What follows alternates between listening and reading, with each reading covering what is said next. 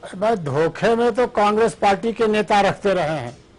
आपको ध्यान होगा कि इंदिरा गांधी की हुकूमत थी, प्रधानमंत्री थी और उन्होंने ही बीबी गरी को कांग्रेस से रिवोल्ट करके चुनाव लड़ाया था। बाकी पूरी कांग्रेस पार्टी को धोखे में रखा।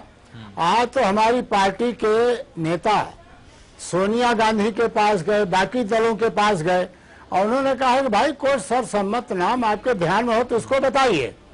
और जब उन्होंने कोई नाम नहीं बताया तो भारतीय जनता पार्टी ने बिहार के राज्यपाल, जो सुप्रीम कोर्ट के एक अच्छे अधिवक्ता रहे हैं और अच्छे जानकार हैं, सामाजिक मामलों के जानकार हैं, जो दलित समाज से आते हैं, और उनको अपना उम्मीदवार बनाया है।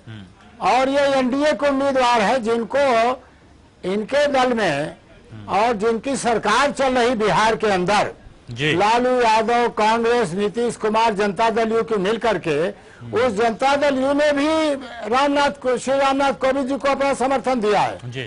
तो धोखे की बात कहां से आती है? तो हमने सभी से परामर्श किया, बातचीत की और उसके आधार पर श्री रामनाथ कोविंद का फैसला किया गया। आप कोई नाम बताते, उस पर विचार न होता तो बात होती, लेकिन आपने सदैव कांग्रेस पार्टी के वर्कर को तरजीह दी। हमने तो एक राज्यपाल को, जो संविधान के जानकार हैं, सुप्रीम कोर्ट के वकील हैं, 2 बार राज्यसभा के सदस्य रहे, उनको अपना उम्मीदवार बनाया है, जो एक अच्छे उम्मीदवार है। ठीक है, एक तरफ विंध्यवासिनी कुमार जी, रामनाथ कोविंद जी ही ये बात कहते हैं कि लोकतंत्र में राष्ट्रपति का पद दलगत राजनीति से ऊपर होता है, तमाम चीजों में ये सारी चीज ध्यान नहीं रखनी चाहिए। लेकिन फिर ये दलित वर्सेस दलित, हम दलित का चेहरा हमने आगे किया है, दलित का नाम हमने आगे किया है, ये सारी चीज क्यों की जा रही है? इस पर आपत्ति आपको नहीं लगता कि होनी चाहिए? नहीं, मेरा इसमें कथन ही है, ये तो एक उल्लेख लोगों ने किया। वो तो बिहार के राज्यपाल थे, इस बात का उल्लेख हम सदैव करते नहीं रहे। तो मायावती हैं, वो करती हैं, बाकी दल करते हैं, समाजवादी पार्टी करती है, कांग्रेस सदैव अल्पसंख्यकवाद की राजनीति करती है। आप नहीं करते हैं?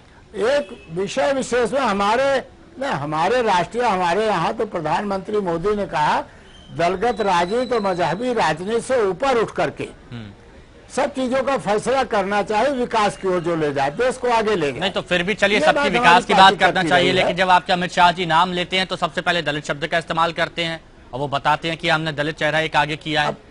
राजनीति करना तो ये हुआ ना, ने जो कहा ये तो यही कहा।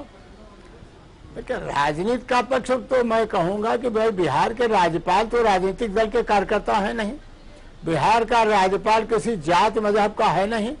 और वहां नीतीश कुमार जी ने भी उनकी प्रशंसा की है, जो जनता दल यू के राष्ट्रीय अध्यक्ष हैं, कि भाई बड़ा समन्वय, बड़ा सद्भाव, बड़ा सामंजस्य जब तक बिहार के राज्यपाल रहे उन्होंने रखा लोगों से।